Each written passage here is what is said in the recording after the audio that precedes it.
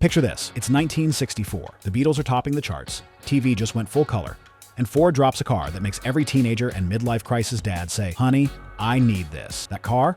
The Ford Mustang. Today, we're diving into 10 defining moments that made the Mustang an automotive icon for 6 decades. Buckle up. This ride's going to be wilder than a burnout competition at a high school reunion. The pony car revolution. Ford didn't just release a car, they sparked a full-blown cultural movement. The Mustang debuted at the 1964 World's Fair in New York, where Henry Ford II himself practically said, "We built this for you, America." And apparently, America agreed. 22,000 Mustangs sold on day one. That's not hype. That's history. Why did it work? Price and style. At $2,368, the Mustang was affordable enough for the average Joe, but still cool enough to make you look like Steve McQueen's stunt double. Plus, Ford offered over 70 factory options, so you could build your Mustang like it was a burger at In-N-Out. Pick your bun, pick your patty, pick your horse of power. This gave birth to the pony car segment. Compact, affordable, sporty cars that looked like they belonged in a Rolling Stones music video. Overnight, competitors like the Camaro and Challenger rushed in, trying to copy the Mustang's formula like kids plagiarizing homework. The Mustang wasn't just a car, it was the car to be seen in. And it sold 1 million units in its first 18 months. That's not a launch. That's a cultural detonation. And as if owning the road wasn't enough, the Mustang was about to own the silver screen. The Hollywood star enters Steve McQueen in the movie Bullitt. That Highland Green Mustang GT fastback didn't just star in a movie. It redefined how car chases were filmed. No music, no CGI. Just raw V8 noise echoing through San Francisco's hills while McQueen looked effortlessly cool behind the wheel. That chase scene, still studied in film schools. It made the Mustang the Hollywood hero car, and by extension, the car you drove if you wanted to feel like James Bond's rebellious cousin. This one movie alone boosted Mustang's cool factor so high that Ford still makes Bullitt special editions to this day. But when you're already a movie star, the only thing left to do is hit the gym. And that's exactly what Ford did next. The Boss era. The late 60s were muscle car heaven, and Ford said, "Hold my wrench." Enter the Boss 302 and the legendary Boss 429. The 429 wasn't just an engine. It was basically a detuned NASCAR motor stuffed into a street car. These things were overbuilt, mean, and loud enough to make your neighbor call the cops or ask for a ride. The Boss Mustangs were built for performance dominance, and they looked the part too, with bold stripes and aggressive stances that screamed, "I can outrun you and look good doing it." They became instant collectibles, showing that the Mustang could be more than just a sporty commuter. It could be a genuine track weapon. But then, the oil crisis hit, the 70s got weird, and suddenly, muscle cars weren't exactly in style anymore. The malaise mistake. The 70s weren't kind to muscle cars. Gas prices skyrocketed, emissions rules tightened, and insurance premiums made owning a big block V8 feel like paying for a yacht. Ford's solution? The Mustang II. Smaller, lighter, and built on a Pinto platform, the Mustang II prioritized fuel economy over horsepower. It even ditched the big V8 for a while. Sales were decent because gas was insane. But let's be honest, the Mustang II is basically the Nickelback of Mustangs. People bought it, but nobody brags about it. Thankfully, America hates being boring, and in the 80s, the Mustang found its wild streak again. The Fox body cult. The Fox body Mustang. Boxy, light, cheap, and ridiculously mod-friendly. It was like the blank canvas of performance cars. From high school burnout kings to professional drag racers, the Fox body was everywhere. The 5.0-liter V8 became legendary, spawning an entire subculture of gearheads who could wrench on it all weekend and still drive it to work on Monday.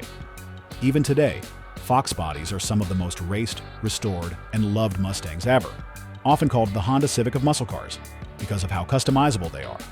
And just as the Fox body cemented its cult status, Ford decided to give the Mustang a sleek new wardrobe for the 90s, the SN95 Glow-Up.